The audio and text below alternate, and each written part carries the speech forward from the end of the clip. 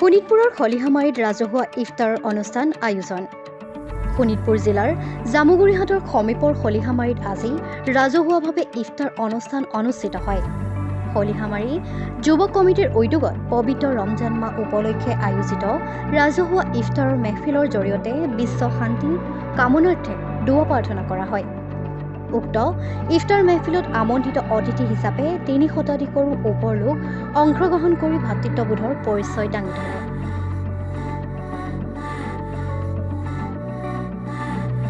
ইয়াত খলিহামাৰী যুৱ সমিতিৰ উদ্যোগত প্ৰতি বছৰে ইয়াত মানে ইফতাৰৰ ব্যৱস্থা কৰা হয়, ৰাজহুৱা ইফতাৰ। এইটো আমাৰ শোণিতপুৰ জিলাৰ অন্যান্য ঠাইতো হয়। আৰু ইয়াৰ হোৱাৰ এটা কাৰণ হ'ল কি যে ইয়াৰ দ্বাৰাই আমাৰ মাজৰ যিটো ভাতৃত্ববোধ, তাৰপাছত সম্প্ৰীতি, এইবিলাকে ৰোজাই যিটো মানুহক মানে ধৈৰ্য শিকায়। ধৈৰ্যৰ যিটো মানে আমাৰ যিবিলাক পৰম্পৰা আছে, ৰোজাৰ বাদেও অন্যান্য যিবিলাক পৰম্পৰা আছে, যেনেকৈ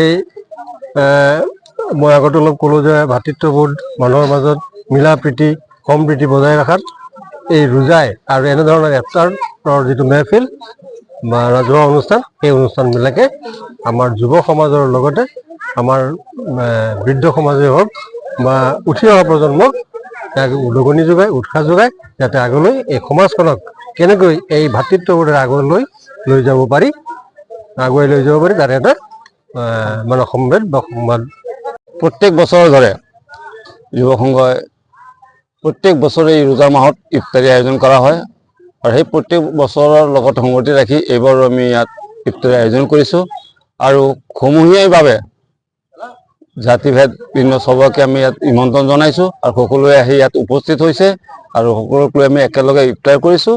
আৰু আমি এই একতাৰ এনাজৰীত আমি যি একতাত আছোঁ, সেই একতাৰ এনাজৰীৰে আমি গোটেই অসমবাসীক এক সম্বাদ দিব বিচাৰিছোঁ যে আমি হিন্দু, মুছলমান, জৈন ধৰ্ম, খ্ৰীষ্টান চবেই আমি অসমবাসী, গতিকে আমি চবেই ভাৰতীয়, আমি চবেই এক ভাৰতীয় পতাকাৰ তলত আছোঁ আৰু আমি একতাত থাকিম, সেইটোৱে আমি সম্বাদ দিব বিচাৰিছোঁ। আৰু সেইবাবে আমি সমূহীয়াভাৱে সকলোৱে মিলি আজি ইয়াত প্ৰায় ৩০০ৰ ওপৰত ইয়াত মানুহ হৈছে। আমি ইয়াত ৩০০ৰ ওপৰত মানুহ একগোট হৈ আমি ইফতাৰ কৰিছোঁ।